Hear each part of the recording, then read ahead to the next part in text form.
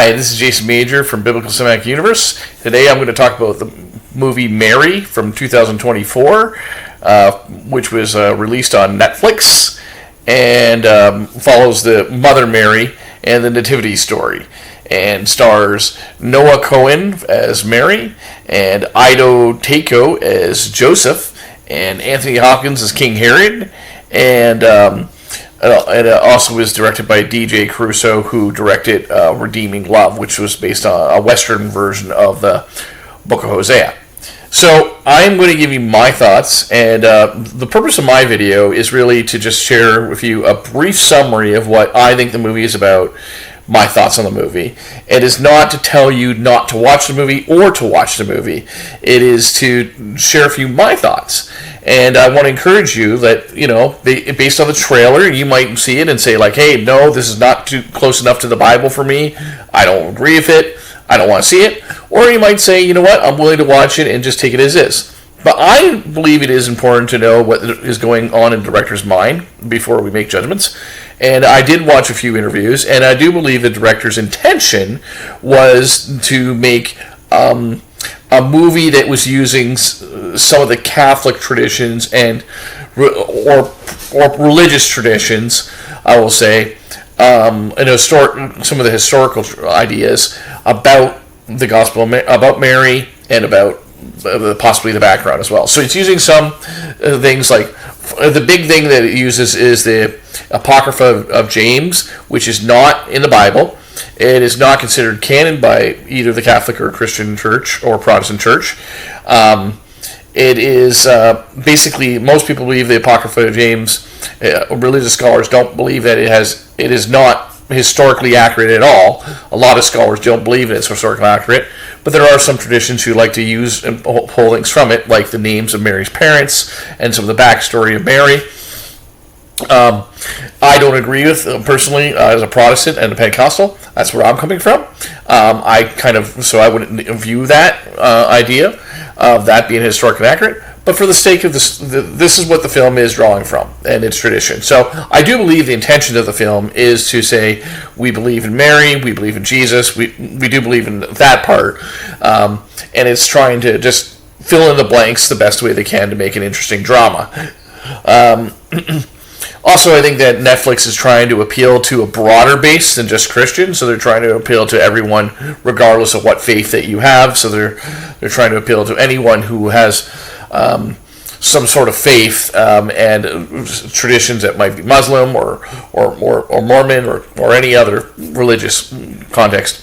So that's that part. So I'm not. If you're looking for me to condemn the movie, no, go look at it. There'll be other movie reviewers who will give that background. I'm here to tell you what the movie is quickly. And first, I would say that let's talk about the movie itself, and then we'll get into the biblical. So I've told you that from the Apocrypha of James, that's where you get in this movie this idea that you have some stories that feel like they're pulled out from other parts of the Old Testament, like the idea that Mary's parents were very old, which is kind of similar to Zechariah and Elizabeth, and that they had a vision from Gabriel themselves that Mary was going to be born. You have the idea that Mary herself confronts the devil in this movie.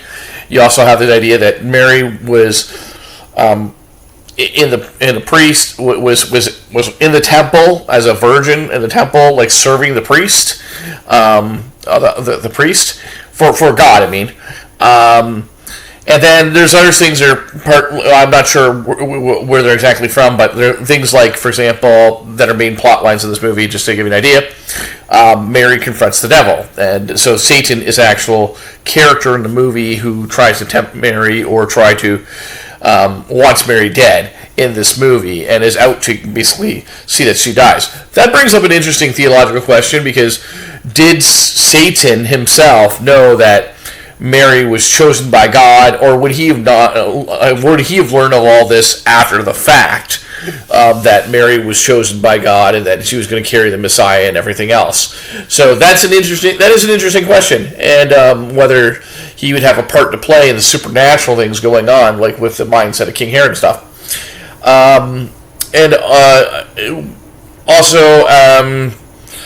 I would say that so in terms of biblical stories, there is the biblical story. The wise men are in here and the shepherds are in here, but it's very briefly. Joseph's dream is in here. Gabriel is in here. And King Herod plays a big part in this movie. So I would say that this movie is really telling the story of the Nativity from Mary's point of view of what happened, and trying to get into the kind of the things that were going on historically during that time period and give you context. Also, some things like, for example, like, not a spoiler, but you know that King Herod is going to go after the baby Jesus and he's going to kill babies. That's kind of condensed for time and probably for drama as well, because in the Bible story, obviously Joseph has a dream and flees for Egypt, and way before King Herod and his soldiers even get there. In this story, it's more condensed so that there's like action going on, I suppose.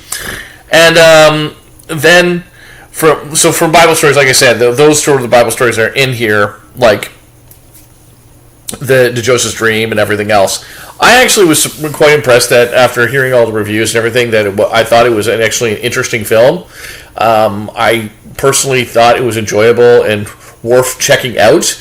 If you can go in it, as long as you go in knowing that this is like not intending to be wrong scripturally, it is just his point of view of what could have happened. And it's more of like it's more like art. It's a piece of art of doing like a historical paper and saying what if, what are the questions that we can ask about what it was like to live in Mary's day and what might have happened with her parents and her backstory and King Herod and all this other stuff. From that point of view, I thought it was a very interesting film, and I give it like I'll say a 5 out of 10 because I think there's some Bible films that are better, but I think it is worth checking out as long as you go with that preface of saying, from the trailer, yeah, I'm willing to check it out and kind of put aside my own views and just watch it as it is, which is a Bible film and a historical drama. The way it's chosen is also a historical drama and not always, and kind of fills in the gaps sometimes. And that these gaps that are in the story are not biblical, but they are just someone trying to imagine what it would be like to live in that day. That's my thoughts on the movie, and I hope you have until next time on a Biblical Cinematic Universe. Bye.